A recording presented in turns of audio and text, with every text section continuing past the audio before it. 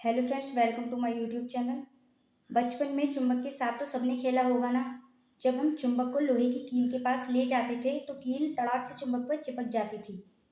और मजे की बात देखो, चुंबक कील को छुए बिना ही दूर से ही उसे अपनी तरफ खींच लेता था। कभी सोचा है चुंबक के आसपास ऐसा क्या जादू होता है जो बिना छुए ही लोहे को खींच लेता है?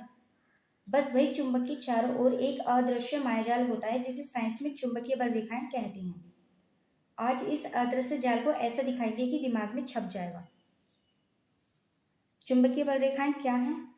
देखो भाई, जैसे किसी बड़े नेता या वीआईपी के चारों तरफ उनकी सिक्योरिटी का घेरा होता है ना, जो दिखाई तो नहीं देता, लेकिन अगर तुम उस घेरे के अंदर जाओगे तो वो तुम्हें तुरंत पकड़ लेंगे।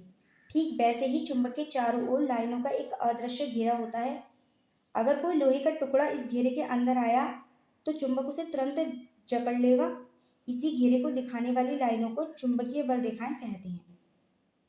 किसी चुंबकीय क्षेत्र में खींची गई बेकाल्पनिक निष्कोण वक्र रेखाएं जो उस क्षेत्र में चुंबकीय क्षेत्र की दिशा को लगातार प्रदर्शित करती हैं, चुंबकीय बल रेखाएं कहलाती हैं। अब बोर्ड एग्जाम में इसके नियम या गुण पूछे जाते हैं तो 3 बातें उंगलियों पर याद कर लो। उत्तरी ध्रुव से निकास, ये रेखाएं चुंबकीय क्षेत्र के बाहर हमेशा उत्तरी ध्रुव एन से निकलती हैं और दक्षिणी ध्रुव एस में प्रवेश करती हैं तथा चुंबक के अंदर से होती हुई वापस उत्तरी ध्रुव पर आती हैं। ये एक क्लोज्ड लूप बनाती हैं।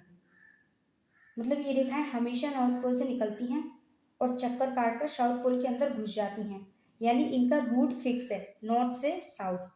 दूसरा दूसरा क्या है? दो चुंबकीय बल रेखाएं कभी भी एक दूसरे को नहीं काटती हैं, मतलब नो कुश्ती।